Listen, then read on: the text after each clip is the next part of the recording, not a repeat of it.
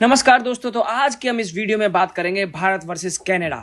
सबको पता है अभी भारत और वर्सेस कनाडा के बीच काफी चीजें चल रही हैं, तो हम इस वीडियो में 4 पहलुओं को कंप्लीट करेंगे। सबसे पहले हम यहाँ पे बताना चाहेंगे कि हमारे इस चैनल को सब्सक्राइब करें और चलते हैं हम डायरेक्ट अपने वीडियो की तरफ। Number 1 Justin Trudeau, second number Hardeep Singh Nijjar, number 3 Bharat versus Canada cold war, number 4 diplomat issues. तो चलते हैं वीडियो की तरफ और करते हैं क्लियर सारी चीजों को। शुरुआत करते हैं Bharat versus Canada.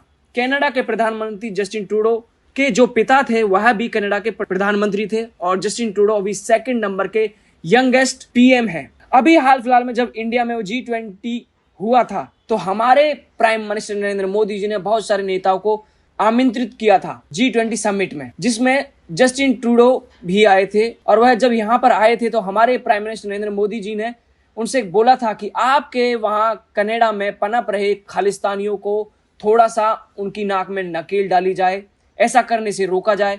Khalistani India को विरोध बार बार करते हैं, मोर्चा निकालते हैं, यहाँ तक कि हिंदुओं को मारने की धमकी भी देते हैं।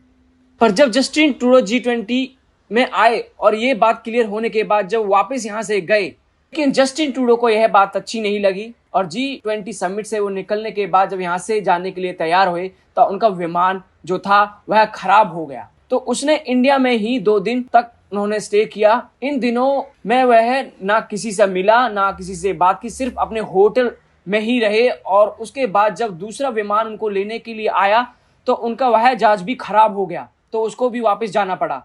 और जब वे वापस कनाडा पहुंचे तो वहां जाकर उन्होंने एक सीधा स्टेटमेंट दिया कि हरदीप सिंह निज्जर को मारने में भारत का हाथ है।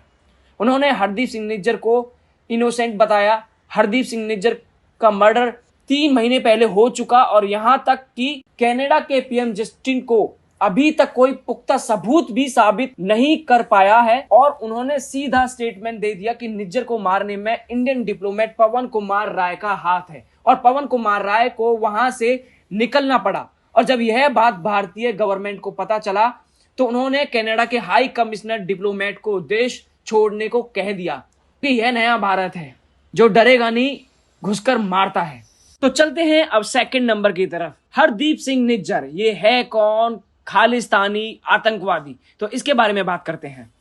तो हरदीप सिंह निज्जर प्रो खालिस्तानी जो इंडिया में एक प्लम्बर का काम करता था और फिर वह एक फर्जी वीजा पर कनाडा शिफ्ट कर गया और इन्होंने कई बार वहां की कैनेडियन सिटीजनशिप पाने की कोशिश की, लेकिन अभी तक यह कितने दिनों बाद उनको कैनेडियन सिटीजनशिप मिली कहा नहीं जा सकता। यहाँ पर इन्होंने एक महिला से शादी की और ANI ने एक रिपोर्ट दर्ज की थी जिसमें 40 आतंकवादियों के बीच में एक हरदीप सिंह निज्जर का नाम भी था। हरदीप सिंह निज्जर के खिलाफ ANI ने 10 लाख रुपए का इनाम भी रखा था। यह आतंकी संगठन खालिस्तानी टाइगर फोर्स का चीफ भी था। काफी समय से कनाडा में रहकर पंजाब में खालिस्तानियों को हवा दे रहा था और 18 जून को ब्रिटिश कोलंबिया के गुरु नानक गुरुद्वारे के बाहर अनजान 2 आदमियों ने गोली मारकर उनकी हत्या कर दी और वो इस गुरुद्वारे का प्रधान भी था।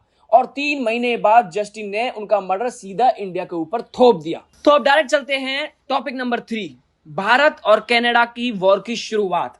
खालिस्तानी 1980 के दशक से अपना एक अलग देश की डिमांड कर रहे हैं, लेकिन भारत सरकार ने इन्हें घेर घेर के मारा। यहाँ बहुत हिंदुओं को मार रहे थे, लेकिन कुछ बड़े मास्टरमाइंड खालिस्तानी कनाडा में शिफ्ट हो गए।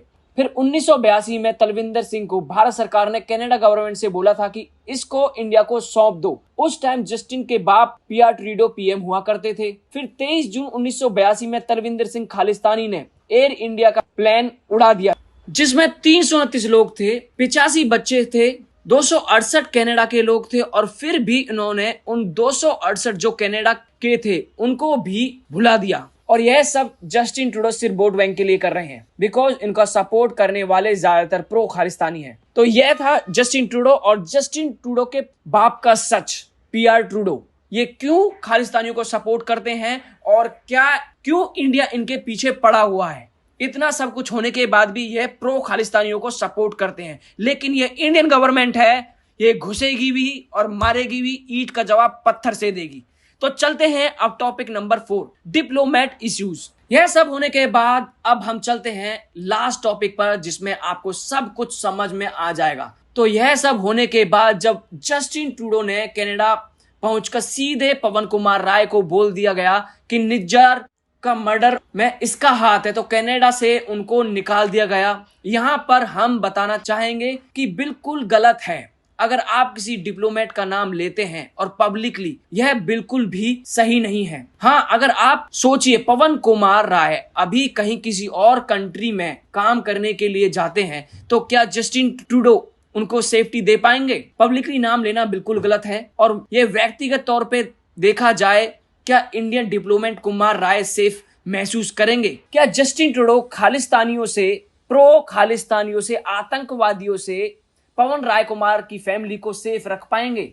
लेकिन कहानी यहां पर खत्म नहीं होती है। जैसे ही यह सब भारतीय गवर्नमेंट को पता चलता है तो बदले में यहां मोदी जी उनके हाई कमिश्नर कैमरॉन मैकी को देश छोड़ने का ऐलान कर देते हैं और बहुत गुस्से में वह उसका हाई कमिश्नर इंडिया को छोड़ के निकल जाता है। तो वीडियो को हम यहीं पे खत्म करते हैं।